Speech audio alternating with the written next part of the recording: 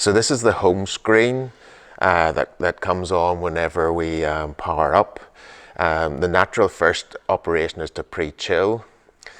We press the pre-chill button, it changes color, and then when it checks that all the valves are in the right position, and then the pump speed will come on and show green. So here we have speed 1. When the pump starts, the UV comes on and it shows a green light. For pre-chilling, we usually keep it slow. So if we have a horse for treatment, normally the first time they go in, we would fill slow.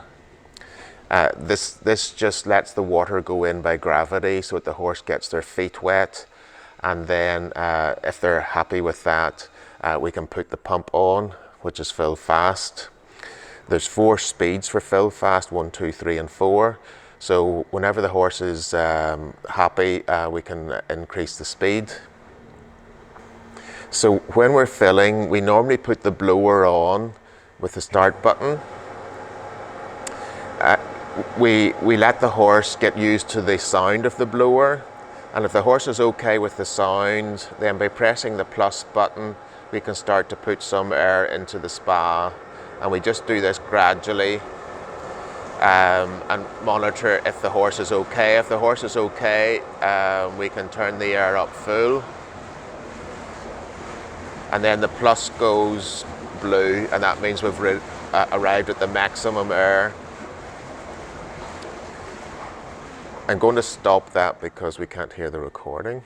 Normally we leave the blower running all the time, but once we've achieved the depth that we want, then we press circulate spa.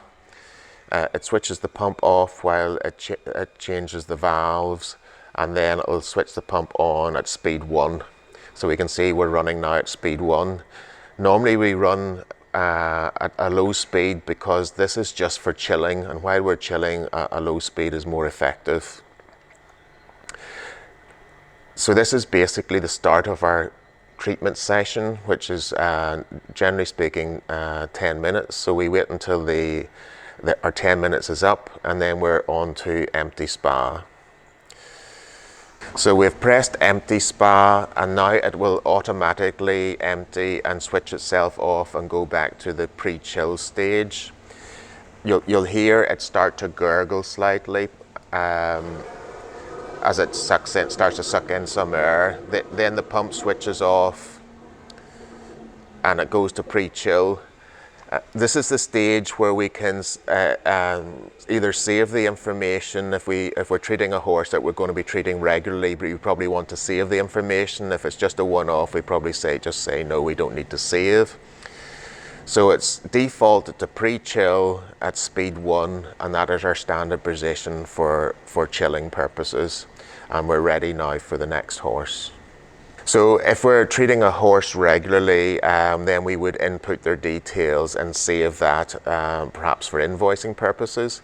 So we can just tap on the horse name, and then we're going to call, in this case, we're going to call it, our horse is going to be called John.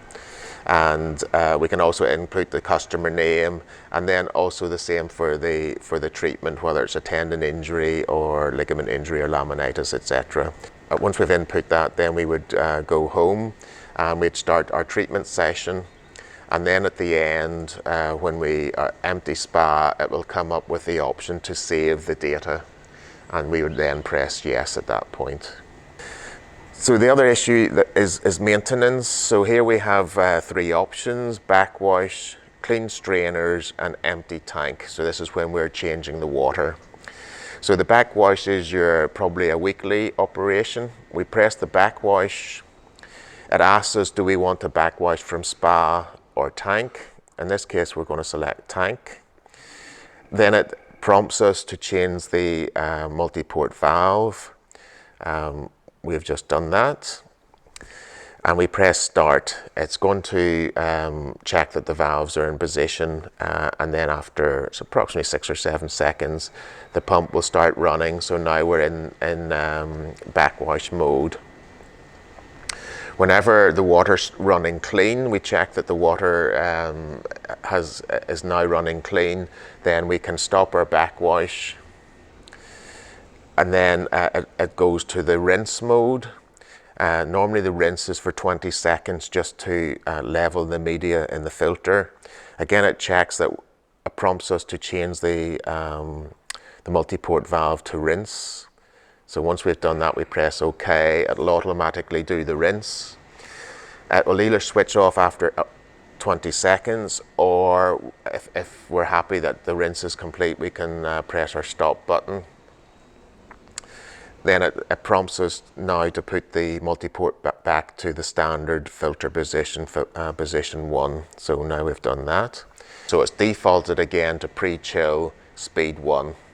So that was the backwash. If we go back to maintenance, you may have to clean the strainers every 5 or 6 horses, depending, on how clean they are when they went in. If we press clean strainers, it's going to stop the pump, because this is we have to close valves in order to clean the strainers. So it prompts us to close manual valves 1, 2, and 3. Once we've got those closed, we press yes. So then we clean the strainers. There are 2 strainers, a small pump strainer and a larger pre-strainer. We can remove the pre-strainer top with this lever.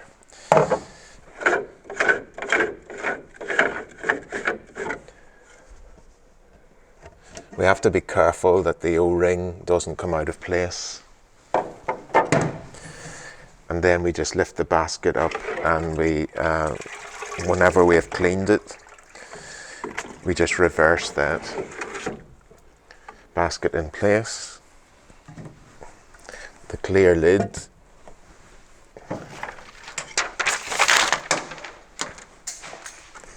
And the collar.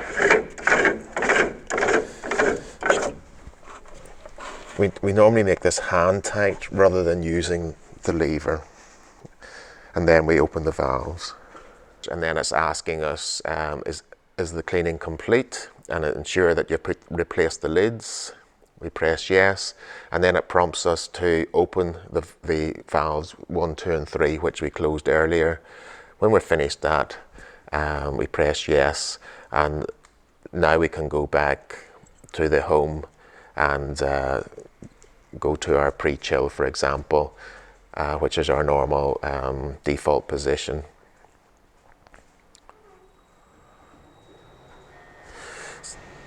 So the last thing is really when we empty the tank of water. This could be every 2, 3, or 4 months. So when we press empty tank, it's going to ask us to ensure that the multi-port valve is set on waste.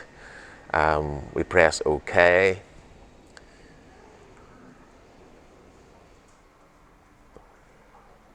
It's putting the valves in the right position, and then it starts the pump again.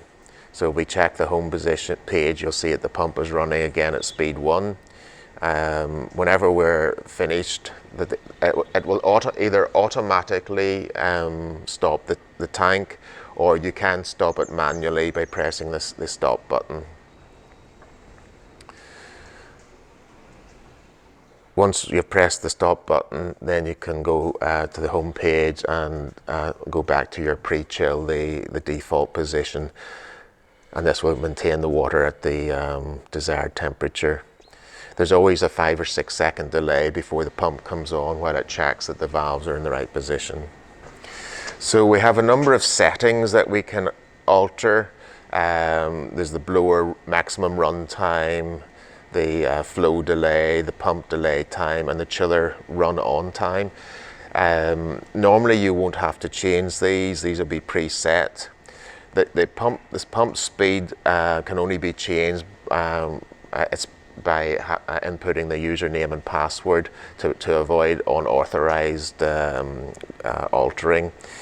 The display temperature currently is set off. If we set it on, and here we are on Fahrenheit, if we If we set it to centigrade and then check the home page, we'll see now the water temperatures display 12 degrees centigrade. This is the alarm button. So if there's any faults, it'll be listed here, and that will help with the identification for troubleshooting purposes. As you can see at the moment, there are no alarms. So we undo the latch holding the neck guard, and we just reverse this, and then it automatically clicks into position when we lift it up.